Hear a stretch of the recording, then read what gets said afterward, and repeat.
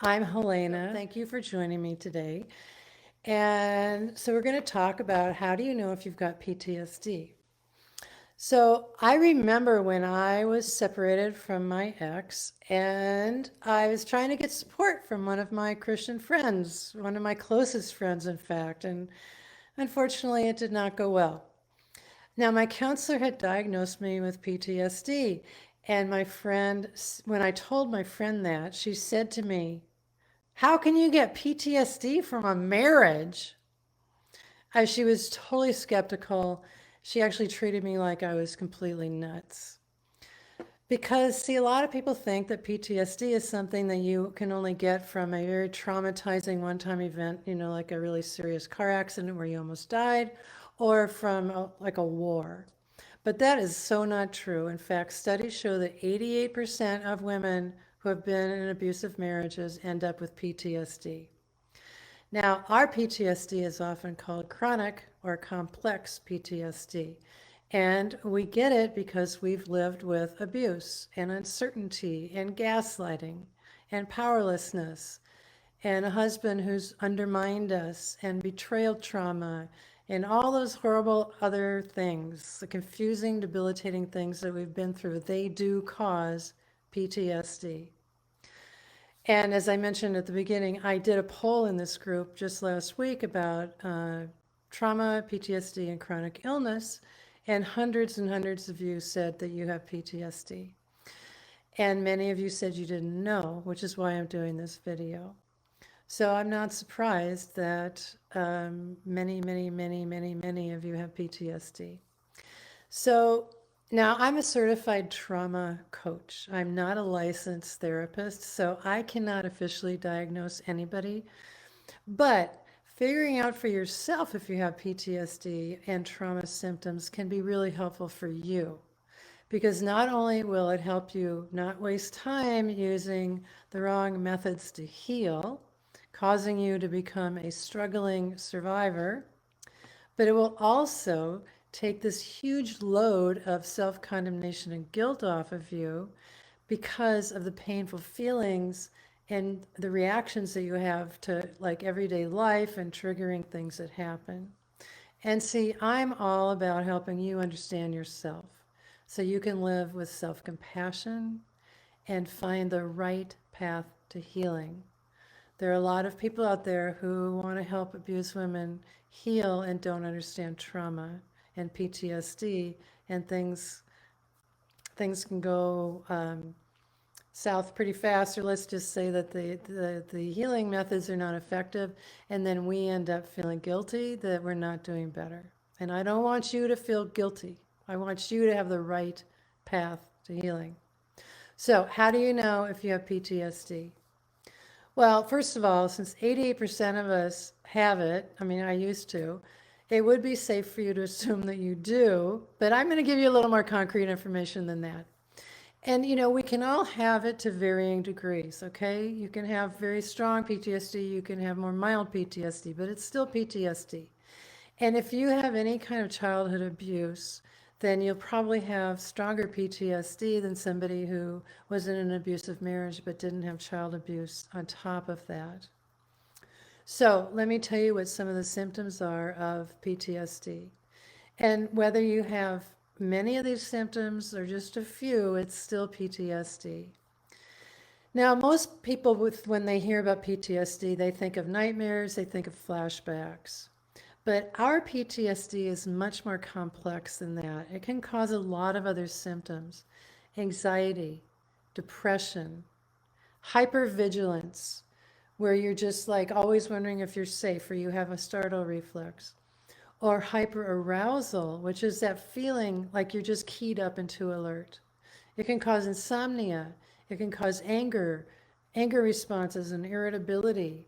It can even cause you to feel numb or detached or, unable to feel your feelings or even feel love.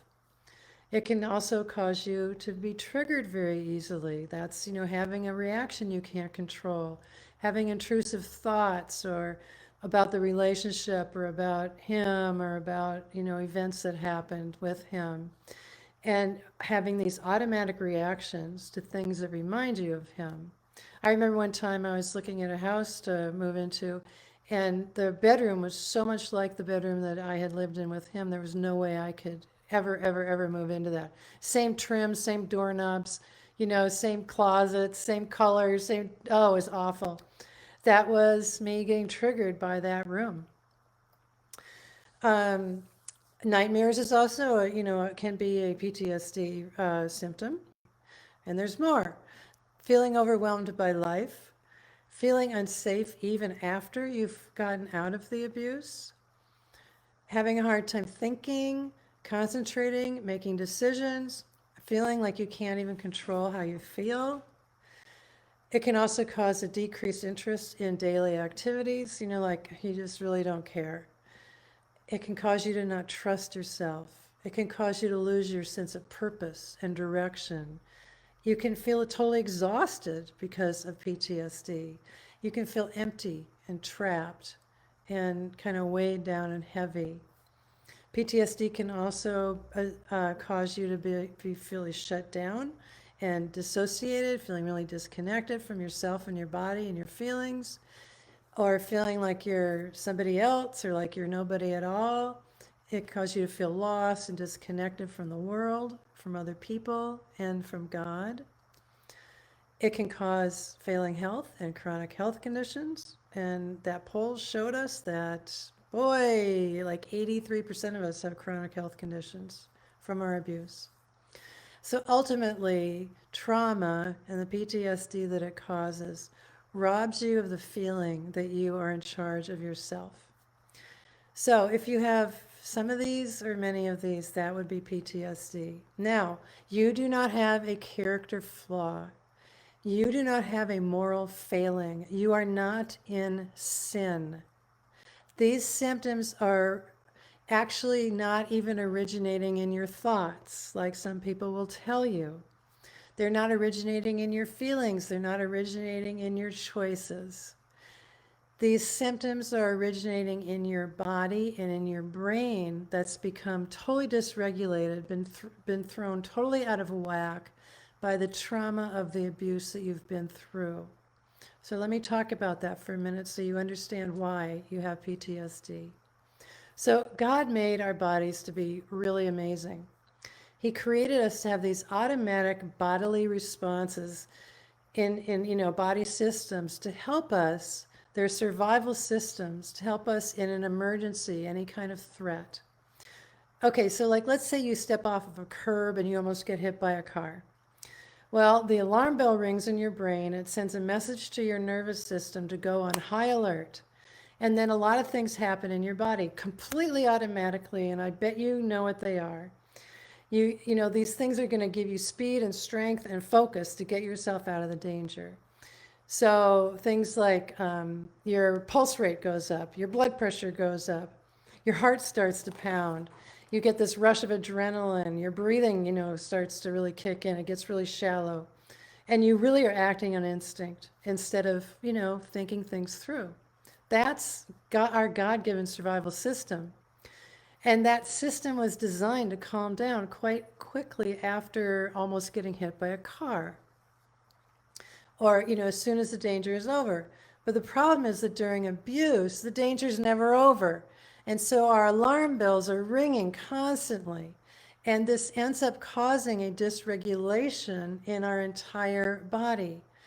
The calming, regulating part of our nervous system that is supposed to kick in when that one-time danger is over has to take a back seat to the survival system that's always on high alert.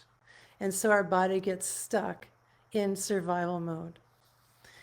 And this is what causes dysregulation. It actually is changing our brain and our physiology, and it causes these symptoms of chronic complex PTSD.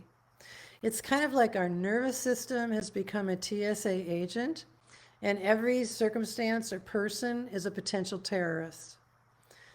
And then, of course, when we are accused or rejected by friends and family and the church, this ingrains that threat even more deeply for us. Several of you said that, many of you said that your PTSD got worse when you went to the church to get help. And yeah, of course it did. So PTSD has this big effect on our ability to sort out our feelings, to make decisions, to change our thoughts, to see options for how we want to live our life. And we're feeling overwhelmed and lost and anxious and depressed and hopeless and disconnected from ourselves. But those are coming from our body. They're not coming from sin. They're not coming from weakness. They're not coming from wrong thoughts.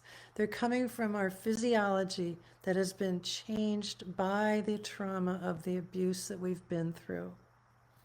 And then on top of that, because of the way that our brain has been changed, it feels like this is never, ever, ever going to end because the timekeeper part of our brain has actually gone offline. And so we don't have the sense of time passing anymore.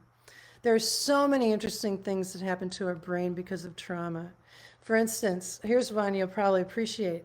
The language center of our brain can go offline where we feel like we can't explain what's happened to us. We can't describe it. We don't know what to say. We're just at a loss for words. But the part of our brain that actually controls swear words gets activated.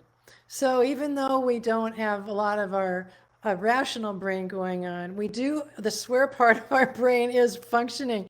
And I know for me, when I was super triggered, I would like be thinking all these swear words, which was unusual for me. And a lot of women find themselves swearing a lot and wondering why and thinking they're in sin. And it's actually a PTSD thing. So if you're swearing, it's not your fault. So basically, the trauma really, really changes our experience of ourself, even after we get free from abuse. And, as you think about how trauma affects us, how the abuse is affecting us physiologically, it's really obvious that God did not create us to live in these abusive marriages, living under constant threat and triggering our survival system day after day after day after day. I mean, he wants us free. So trauma and PTSD are not a life sentence, okay? You are not broken forever. But PTSD does not just go away on its own without treatment. In fact, it can get worse over time if you don't treat it properly with the right methodology. And then what happens is we become a struggling survivor and we don't even understand why. We're a year out from our marriage and we're wondering why things are not getting better internally, even if things in our external world are better. So there are many ways that you can heal from PTSD. And I'm going to do a Facebook Live next week and talk about that because I like to keep these short. But there are really effective tools for stopping triggers and bringing stability and regulation back to your body that's been so dysregulated by the trauma. Because your body is overreactive, your nervous system and brain are overreactive. And surprisingly, talk therapy is not a modality that actually helps you heal from PTSD. It might teach you a few techniques to manage it, but it's not going to heal it. Trauma research has shown that. So you need trauma-informed therapy or a trauma-informed healing program. And that's why in my Arise Healing community, I make sure that you're going to be building on a very solid foundation for healing by teaching you how the trauma has affected you and how you can manage and heal from it.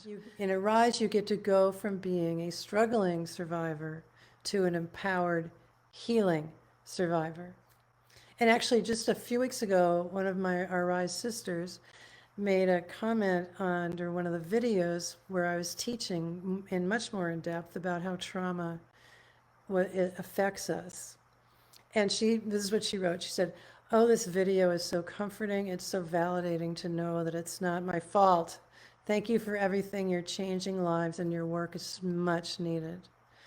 And that's why I focus on trauma and trauma healing in Arise, because we need that as Christian women, and not very people are talking about it from a Christian perspective. It's not a life sentence. You're not in sin. It's not your fault. You have PTSD because of the sin that was done to you, not because of your sin. And that's a message that we all need to hear and understand. And I only wish the church would help us so our trauma would not get worse and worse and worse. In fact, I was just interviewed the other day for a very long article about PTSD and trauma and Christian abusive marriages for the Christian Post. It was a great interview, wonderful journalist. That's going to come out in a couple of months. I'm really hoping to get this message to the Christian church so they don't just say, you don't have enough faith, or they say, well, there's one verse for every day of the year that says, do not fear, so don't be afraid. You're in sin if you're afraid. Those are completely wrong. That has nothing to do with PTSD. It's a survival response that God gave us. And so when we go and Christians are accusing us of being in sin, it's so unhelpful and it's just not true. So let me put the link to the Arise Healing community here in the chat box. That is the link to the page where you can read more about it and you can join the waiting list. And I hope you will, because it's an amazing, amazing community of strong heroes and arising survivors. And it's also a wonderful path for healing, not only trauma, but self-doubt and guilt and shame and cognitive dissonance and trauma bonds and how to gain self-leadership and self-trust and feel empowered again and reconnect with who you are and who God made you to be. And there's, lots of teachings on healing spiritual abuse. It's a very comprehensive program. So I just really want to help you know you can become an arising healing survivor. But it takes being intentional about it and finding the right healing path for what's going on with you. And so that's why I'm helping educate you about trauma and about PTSD, because you need the right path that's addressing really what you're dealing with.